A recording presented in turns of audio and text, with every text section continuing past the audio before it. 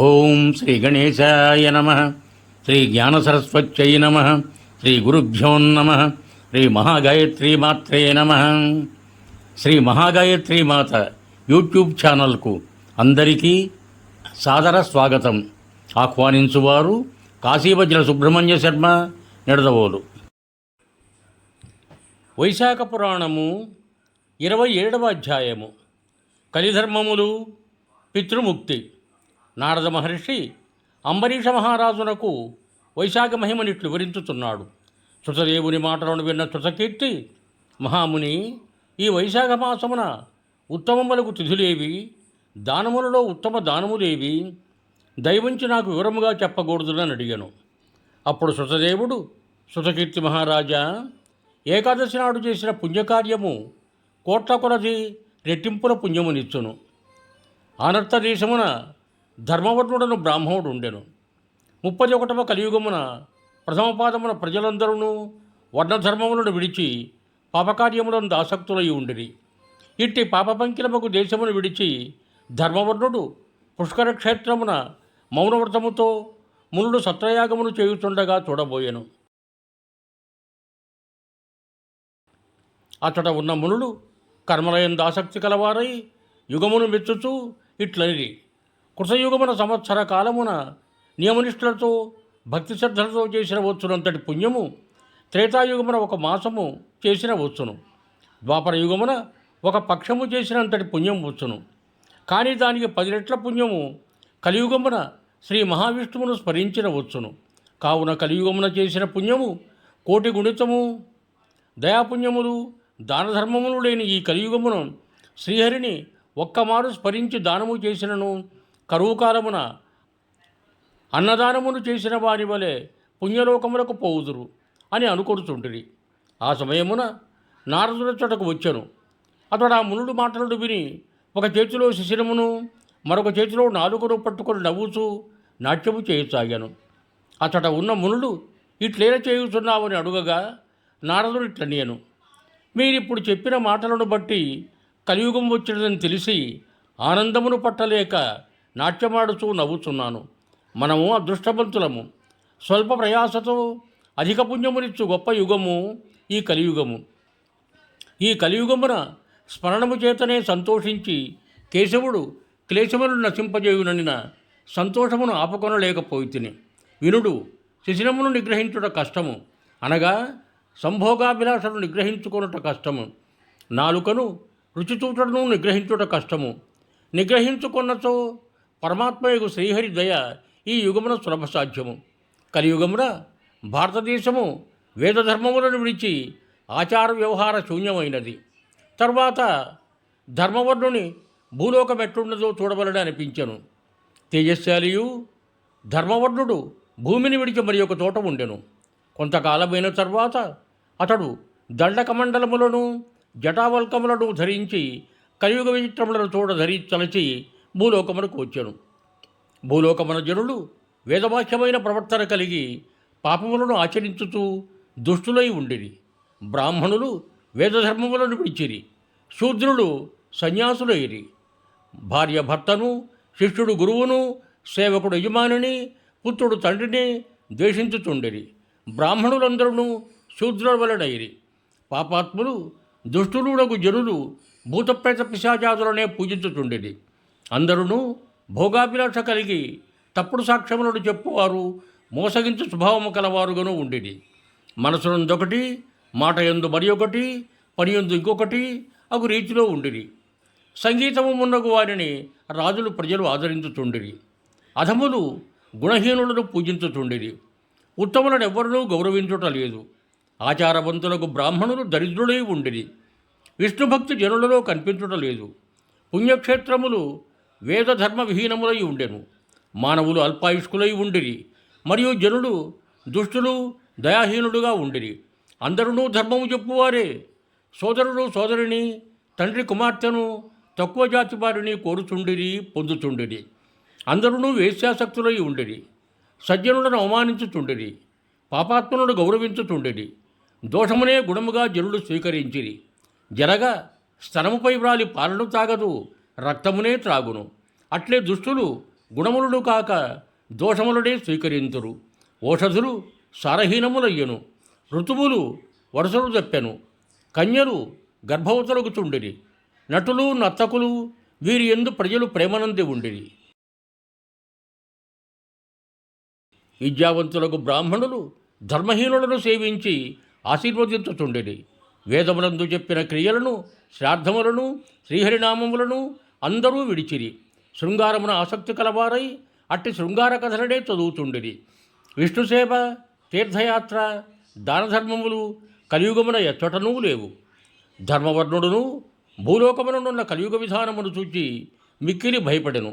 పాపమును చేయుట వలన వంశనాశనమును గమనించి మరి ఒక ద్వీపమునకు పోయెను. అన్ని ద్వీపములను చూచి పితృలోకమును చూడబోయెను. చీకటి గల నూతిలో పడి గడ్డి పరకను పట్టుకొని నూతిలో పడకుండా వేలాడుచుండిరి. వారికి క్రింద భయంకరముకు చీకటి ఉండెను. ఒక ఎలుక పితృదేవతలు పట్టుకొని వేలాడుతున్న గడ్డి పరకను 3 వంతులు కొరికివేశెను.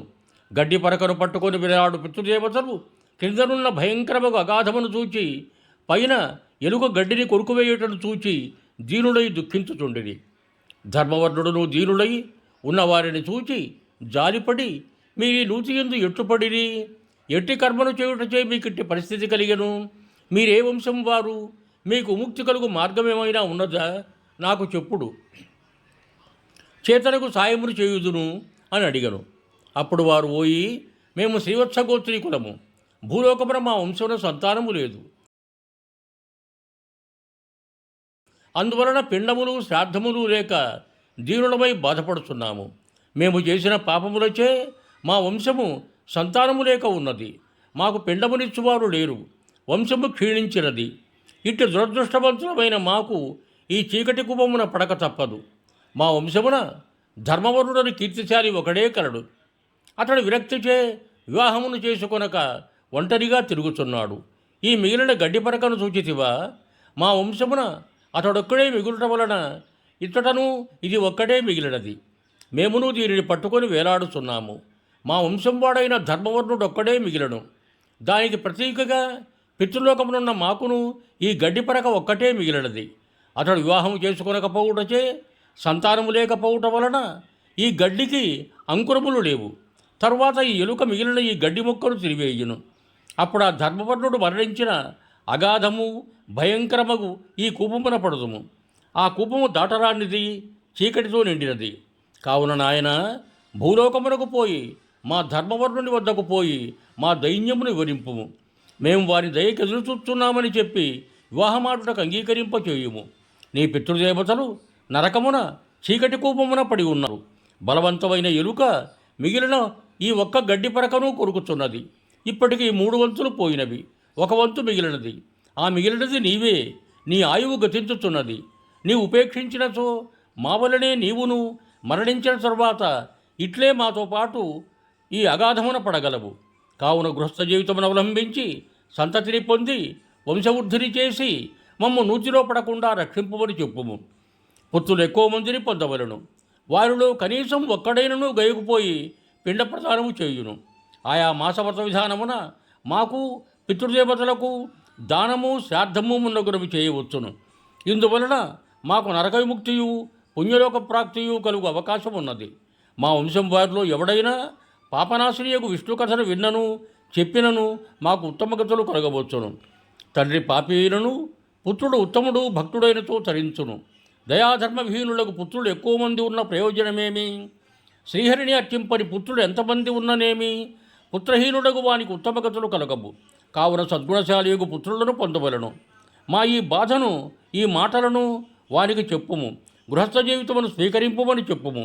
మంచి సంతానమును పొందువని అని వారు పలికిరి. ధర్మవర్ణుడును పితృదేవతల మాటలను విని ఆశ్చర్యమును దుఃఖమును పొందినవాడ ఇట్లు పలికను. మీ వంశమునకు చెందిన ధర్మవర్ణుడను నేనే. వివాహము చేసుకునరాదను పనికిమాలిన పట్టుదల కలిగి మేమిట్లు బాధపడినట్లు చేసిన వాడును నేనే. పూర్వము సత్రయాగము జరిగినప్పుడు నారద మహర్షి మానవులకు కలియుగమున గుహ్యావయవము నాలుక అదుపులో ఉండవు, విష్ణుభక్తి ఉండదని చెప్పిన మాటలను బట్టి నేను గుహ్యావయవమును అదుపులో ఉండుటకై వివాహమును మానితిని. కలియుగమున పాపభూయిష్ఠులకు జనుడు సాంగత్యం ఇష్టము లేక ద్వీపాంతరమున వసించుచుంటిని. ఇప్పటికి కలియుగం 3 పాదములు గడిచినవి.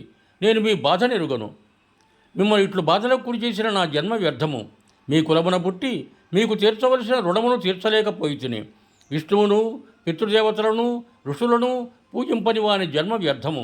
నేను మీ ఆజ్ఞను పాటించి వివాహమాడదును. మీ పుత్రుడనై నేను మీకు చేయవలసిన కార్యములను ఆజ్ఞాపింపుడని ప్రార్థించను. ధర్మవరుని పితృదేవతలు వాని మాటలను విని కొంత ఊరటను పొంది, నాయన, నీ పితృదేవతల పరిస్థితిని చూచితివి కదా, సంతానము లేకపోవడచే గడ్డి పరకను పట్టుకుని ఎట్లు వేలాడుతున్నామో చూచితివి కదా, విష్ణు కథలైన అనురక్తి, స్మరణము, సదాచార సంపన్నత కలవారిని కలి పీడింపడు. శ్రీహరి స్వరూపముగు సాలగ్రామశల ఇంటి ఎందున్నచో కలివారిని బాధింపడు. వైశాఖ వ్రతము, మాఘస్థాన వ్రతము, కార్తీక దీపదానము పాటించు వారిని కలి విడుచును. ప్రతిదినము పాపహరము ముక్తిప్రదమునకు శ్రీహరి కథను విన్నచో కలివారిని పీడింపడు. తులసి, గోవు ఉన్న ఇంటిని కలి బాధింపడు. నాయన, త్వరగా భూలోకమునకు పొమ్ము. ప్రస్తుతం వైశాఖ మాసము గడుచుతున్నది. చైత్రబహుళ అమావాస్య మానవులకు ముక్తినిస్తున్నది. పితృదేవతలకు ప్రియమైనది. ఆనాడు పితృదేవతలకు శ్రాద్ధము చేయవలను. జలపూర్ణముకు కలశమునిచ్చి పిండ ప్రదానము చేసినతో గయాక్షేత్రమున చేసిన దానికి 1,000,000 రెట్లు ఫలితమునిచ్చును. చైత్ర అమావాస్య నాడు శక్తి లేనిచో కనీసం కూరతోనైనా శ్రాద్ధము చేయవచ్చును. ఆనాడు సుగంధపానకము గల కలశను చల్లని పానీయమునిచ్చి శ్రాద్ధము చేసినచో పితృదేవతలపై అమృత వర్షము కురియును. ఆనాడు కలశదానము అన్నాదులతో శ్రాద్ధము ప్రశస్తము. కావున నీవు త్వరగా వెళ్ళి ఉదకుంభదానమును, శ్రాద్ధమును, పిండ ప్రదానము చేయుము. వివాహమాడి ఉత్తమ సంతానమునంది, పురుషార్థములనంది అందరూ సంతోషపెట్టి మునివై నీవు కోరినట్లు ద్వీప సంచారము చేయుము అని వారు చెప్పిరి. ధర్మవర్ణుడును త్వరగా భూలోకమునకు చేరను. చైత్రబహుళ అమావాస్య నాడు ప్రాతకాల స్నానము, పితృదేవతలు చెప్పినట్లు జలకలశ దానము, శ్రాద్ధము ఉన్నగు వారిని చేసెను. వివాహము చేసుకుని ఉత్తమ సంతానము నందెను. తుదకు తపమాచరించుటకై గంధమాదన పర్వతమునకు పోయెను అని శృతదేవుడు శృతకీర్తికి వివరించెను. ఈ విషయమును నారదుడు అంబరీషునకు చెప్పెను. యువం భూయాత్ సర్వే జనా సుఖినో భవంతు. ధన్యవాదములు. మీకు నా ఈ వీడియో నచ్చినట్టయితే దయచేసి ఒక లైక్ కొట్టి మీ బంధుమిత్రులకు కూడా నా ఈ వీడియోను షేర్ చేయగలరు. అదేవిధంగా నా ఛానల్ శ్రీ మహాగాయత్రి మాత యూట్యూబ్ ఛానల్ను సబ్స్క్రైబ్ చేయ ప్రార్థన.